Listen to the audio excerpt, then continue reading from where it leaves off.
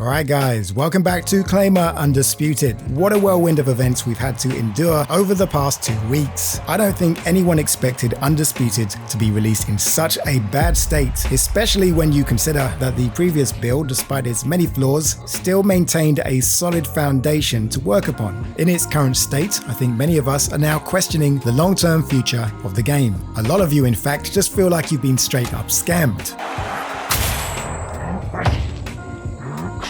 And I don't blame you. Let's reflect on what's transpired, what Steel City need to do to get back on track, as well as the future of this channel. Now first, let's go over the part that leaves me scratching my head. You see, the main issues in the previous build, not the one you're playing now, but the one we played in early access, were related to exploits such as the overpowered nature of the stationary hook, the broken southpaw body uppercut, and of course the diagonal dodge. Yes, you can do this for 12 rounds straight with no stamina deterrent. Now if they released the game with these key issues fixed, sure, it would have been far from perfect, but for one, the core community would have been content, new players would have experienced a game on day one which was far more grounded to reality, but instead now we have the broken combo flow system where you can spam hook, jab, and keep your opponent in a dazed state. Power strikes no longer have a stamina deterrent, so in turn they've become the new meta online. Online desync has gotten worse. When you rock your opponents, they can now push you back non-stop, breaking your punch animation. Now you might say, well, Steel City, maybe they've just made a mistake. The problem being that the lead up to this release leads you to believe that they themselves knew their product was not up to scratch. And I'll explain. Much of the core focus in their promotional updates was on making strikes look more impactful. Of course, that caters to the casual audience. So you'd often see gameplay of boxing fanatico hitting an opponent who wasn't fighting back, but the combinations would look satisfying. And it was when I questioned how those combinations work against an active opponent, the promotional update videos came to an end. So my theory is that a lot of these new features were prioritized for the purpose of promotion. A clear example of this would be how every single time you throw a power punch, even if it's blocked, you'll get this huge spray of sweat come off the fighter's head. Again, that looks great in the trailer, but in practice, in an actual match, it looks ridiculous.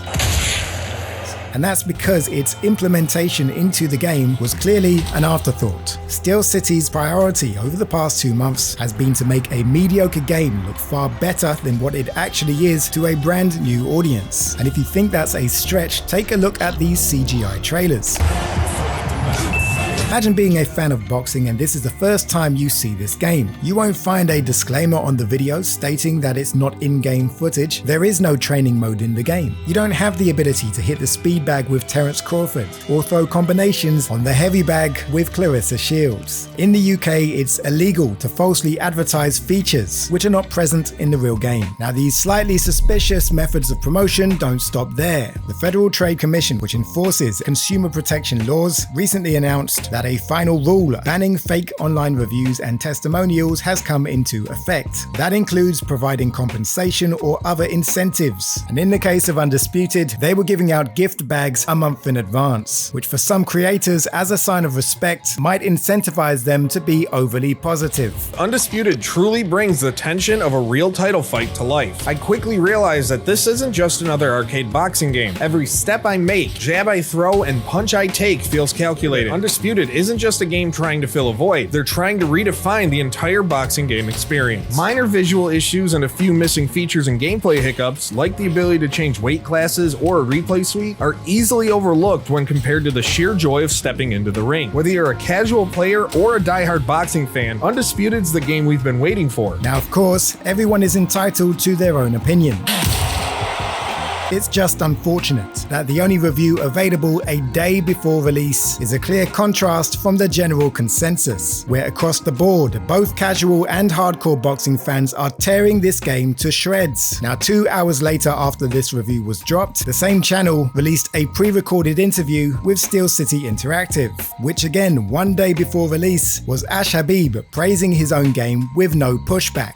I genuinely feel like we've delivered the best boxing game ever made. If you compare what we've done to past great games games and looked at them objectively, I think the studio can be very proud in terms of what we've accomplished. The main goal for us was to do justice to not only the sport, but to the fighters and to fans, who have been wanting a realistic and an authentic boxing game. Pressure was certainly there to be able to deliver that. I think right now, how the game plays, how it looks, I feel like the pressure is off in that sense. Like I said, I don't think there's another, not only boxing game, but I don't think there's another combat game that comes close to the in-ring action that we've got in Undisputed. When you develop a relationship with a company who offers you early access or other forms of support, the most complete boxing game of all time.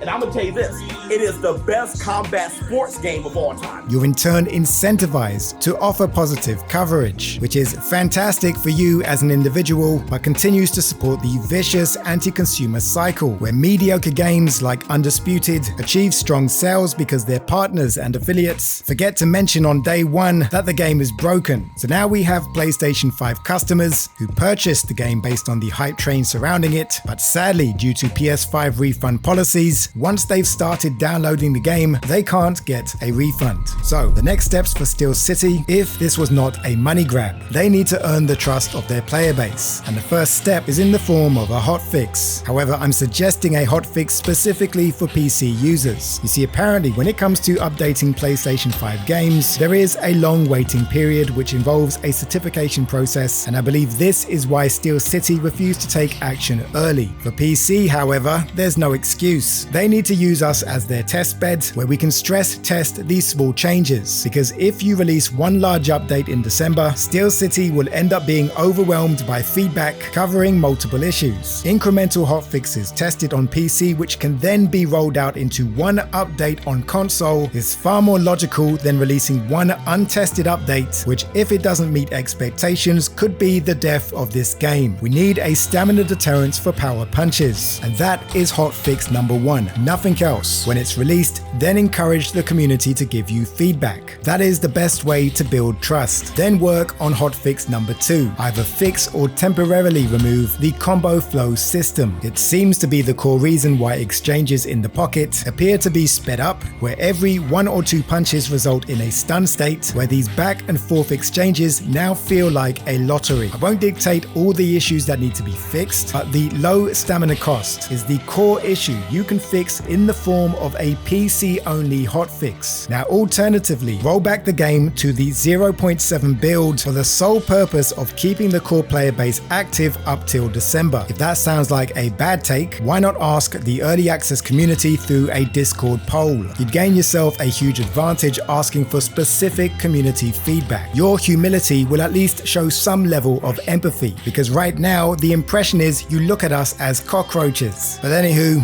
a big thank you to everyone who has subscribed and liked the video. Let me know in the comment section if you feel like you wasted your money or if you still have hope. Maybe you're happy with the game in its current state. If so, let me know. I'll see you guys in the next showcase. Have a great week. Take care.